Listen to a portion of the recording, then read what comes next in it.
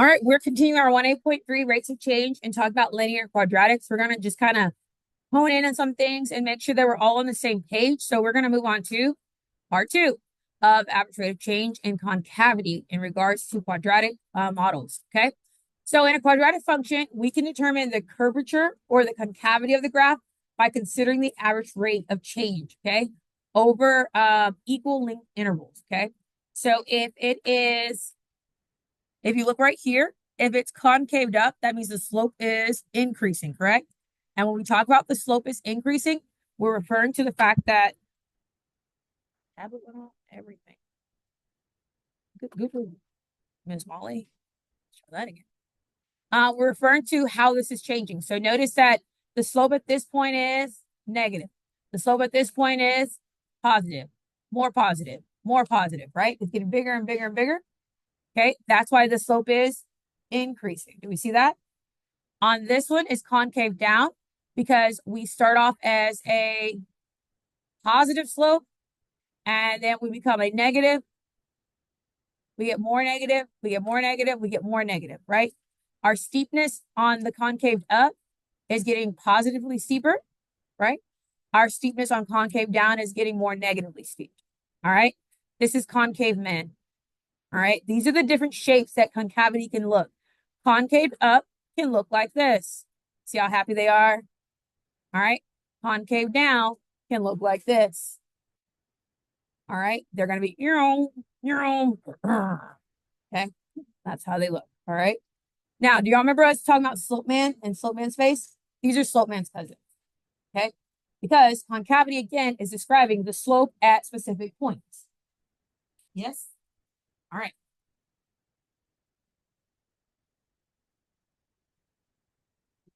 Yeah, you needed to have eyes so you can see the face, you just need the face. Yeah. It wouldn't be the same without the eyes, would it? No, would it? Okay. All right. Cool. Are we coming to terms? I would like you to know full disclosure why I'm emphasizing this is because my very first year of teaching AP Pre-Cal, I did a terrible job of emphasizing what concavity was. And it was like one of our most missed concepts on the AP test my first year. Now, granted, my first year, I had 16 people take it and 15 people pass. However, still looking at it, it was like, oh no, concavity. Okay. Do I want to repeat that this year? Yes. Love it. I'm no pressure or anything. But just if there's something I'm not making very clear, please ask me so that we're all on the same page because the end game is to do well on the test, right? So if you're lost in the sauce, speak up. All right. So moving on. So in conclusion, when you are concaved up, this word, you're missing the word rate. The average rate of change over equal length input values interval is going to be increasing, which is what the conclusion of your homework should have been, hopefully. Okay, so your change and your average rate of change. If you took your notes, you would have seen that I wrote delta AROC, change in the average rate of change. That's describing your concavity. Okay. When you get into calculus, that's called the second derivative. So you're like, oh, I don't know that. Yeah, you do. It's called second derivative. You're just going to calculate it a little different. Okay. Concave down, the average, again, I don't know how I forgot the word rate, but the average rate of change over equal length input value interval is going to be decreasing.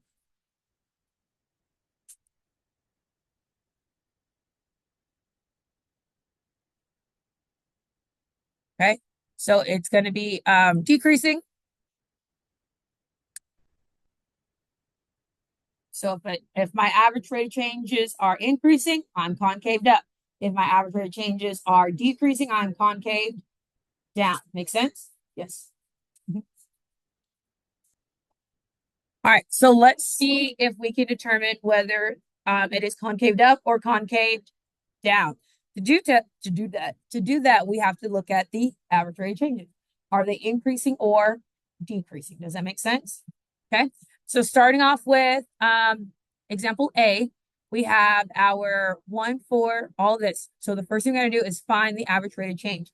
Remember, when you're finding the average rate of change, you're just saying, how did you get from here to here to here, divided by how did you get from here to here to here, correct? That's all you're doing. Okay, so back to knowledge that makes sense to us is our change in our y over our change in our x. Okay, so we have 1 minus 4 is -3. Then we have -1 minus 1, -2. Then we have -2 minus -1. -1. On our change in our x's, we have 1.1 minus 1, which is we have 1.2 minus 1.1. And 1.3 minus 1.2, 0.1. So now we're analyzing. This 0.1, we are going to do a little trick to get rid of the decimal. If I multiply this by 10, I can also multiply this by 10. So I'm going to just multiply by 10. Multiply by 10. So now this is just a 1. And what I do to one side, I have to do to the other. So now we're just looking at -30, -20, -10. So what are my rate of changes doing? Are they increasing or decreasing? They're increasing. So average rate of change is increasing. And because my average rate of change is increasing, this is going to be what? Concaved up.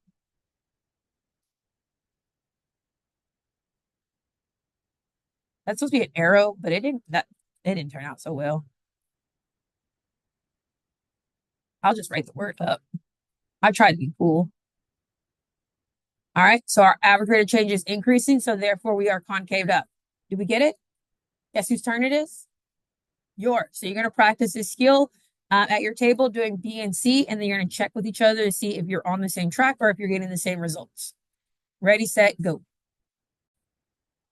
All right, so again, the concept may seem hard, but is the math itself hard? No, not at all. So again, you're finding the changing. I wanted to do a different color, Shauna. We discussed this. All right, so our change in our y here, 4 minus 1 is, 7 minus 4 is, 10 minus 7 is, 3. Our change in our x, 1 and 1/10 minus 1 is, 1 and 2/10 minus 1 and 1/10, and another 0.1. What happened? It's neither. There's no change. So there's no change in your AROC. So therefore it is neither, whatever the word is. Did we get that? Are y'all geniuses? Knew it. All right. Next one. Change in y. 7 minus 1. 11 minus 5. 13 minus 11. 2. And then we're going to come over here. 1 and 1/10 minus 1. 0.1, 0.1, 0.1. All right, what is our slope doing? So our change in y over change in x. So essentially, I'm divided by 0.1, 0.1. And what does that mean I'm doing? We are doing going down. It's decreasing, right? This is a division bar that didn't happen, right? And it's going down. So our average rate of change is decreasing. And because our average rate of change is decreasing, this is concave down. How we do? Good? Could we do that? Is that terrible? No, I knew it wasn't. Okay. So at this point, we should be able to describe what our function, how our function is behaving. And when we're describing how the function is behaving, we should be able to describe, is it above or below the x-axis? Is it increasing, decreasing? Is there concavity present? What is happening with the graph, right? So when you're looking at a graph and you're describing whether it's increasing or decreasing, you're looking at it from left to right. As your input is increasing, your output is also increasing, right? As your x increase, your y increases. That's how it's increasing. They're getting bigger. Decreasing functions again from left to right. As your input increases, your output is doing what? Decreasing, which makes it a decreasing function. So essentially, our output is defining whether it's increasing or decreasing. Does that make sense? Okay. On our concavity, we're looking at the curvature of our graph. Okay. And that's when we're looking at the rate of change. What is happening at the rate of change? How are the slopes at every point changing is what we're analyzing. Got it? So that's two different ways of describing the behavior of the graph. All right. Okay. Reminding you again, we are working on finding the secant line. So if you did your 1A.3 part 1 notes, we talked about the secant line. When we're finding the secant line, we are using the equation of a line. The equation of a line is our y equals mx plus b. Okay. The difference here is that instead of just writing m, we're going to put a little secant on it because it's not necessarily we're dealing with the line. We're finding that secant line. Does that make sense? So it's m secant. Okay. On our point slope form, this is when you are given a point and you're given, if I'm given the point, any point, and I'm given the slope, your m secant, then we're going to use the point slope form. And it looks like this: y equals your m secant times x minus your x1 plus your y1. So it's the slope of the secant and then choosing the point that's given to you, the one that it's going through.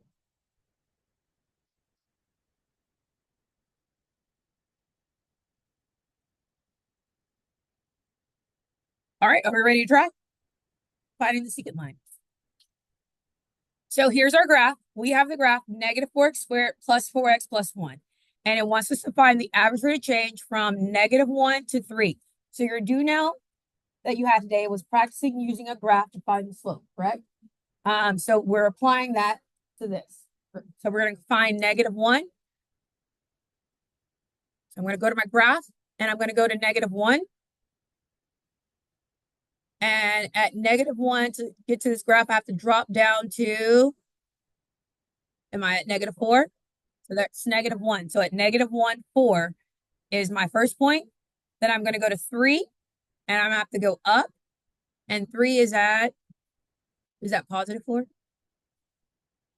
Yeah, right? +4. So those are the points that I'm going to be utilizing. Does that make sense? So my 2 points are -1, -4, and 3, -3. That's +4. Erase.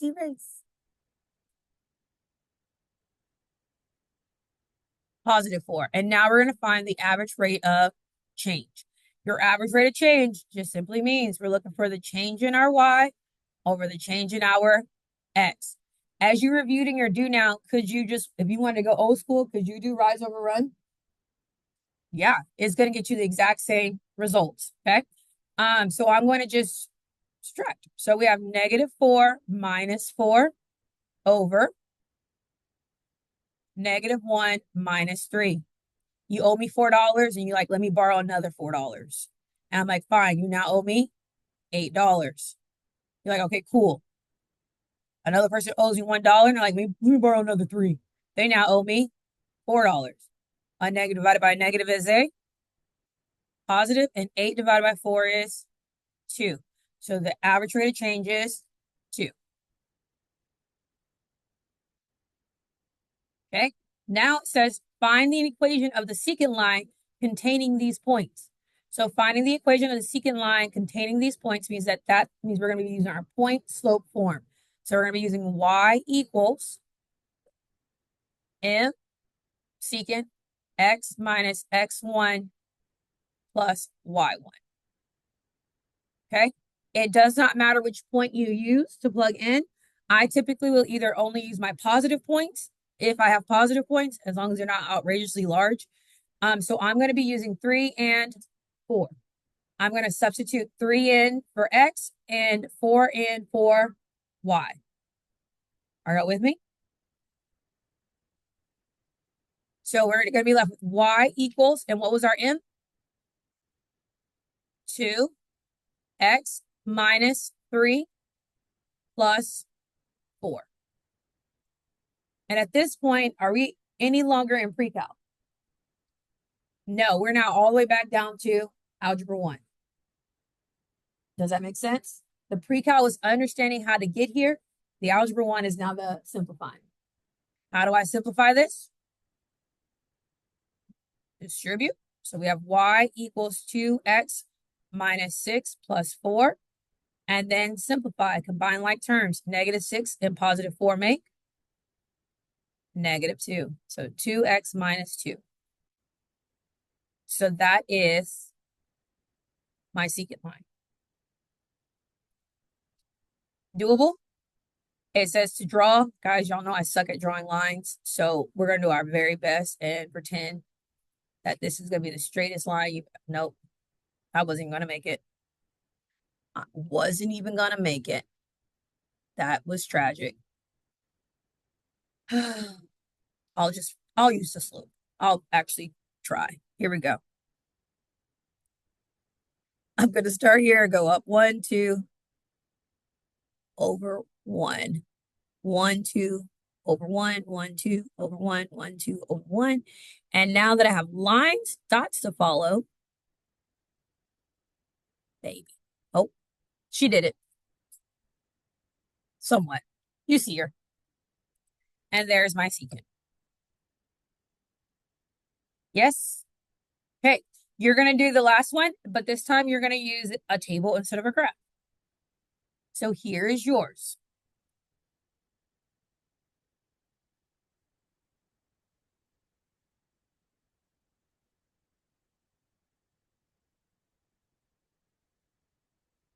What do you notice you need before you can do it?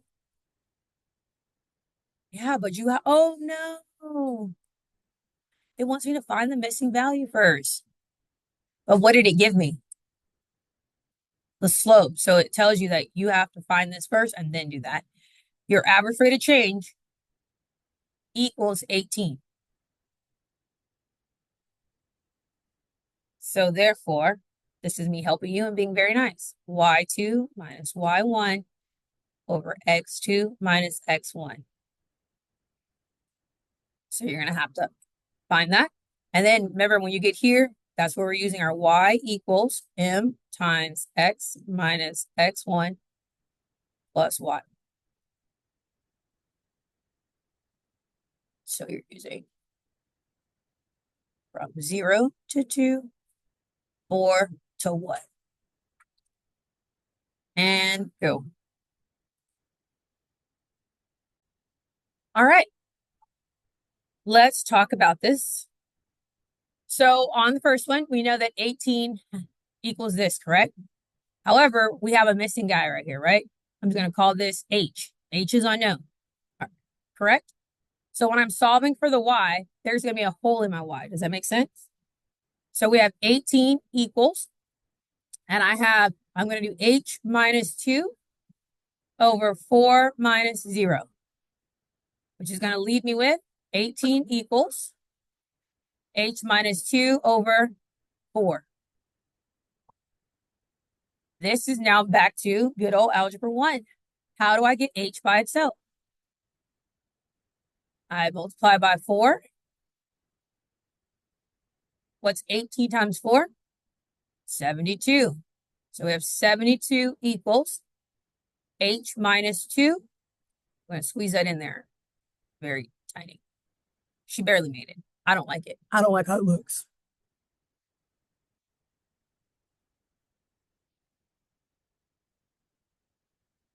Let's try that again. 72 equals h minus 2. What's the last thing I need to do?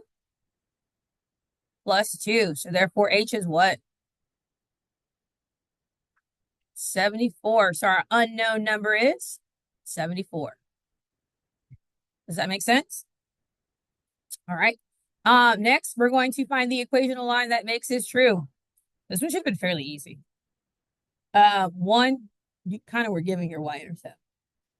But for the sake of going through it, I'm just going to make it harder. But this is fairly easy. You have your slope. And guys, you have your y-intercept. If I have slope and y-intercept, which form do I use? Y equals mx plus b, because I have all the things I need.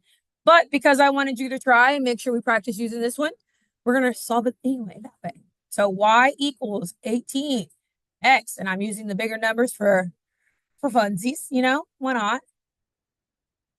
So y equals 18x. 18 times -4, we know is -72 plus 74. And it leads us to y equals 18x plus 2. Is that what it should have been? Yes. Why should it be that? Because we were already given the key and parts for our equation of a line. We were given our slope, and we were given our y-intercept. Do you need anything besides those two things to make an equation of a line? No. Okay.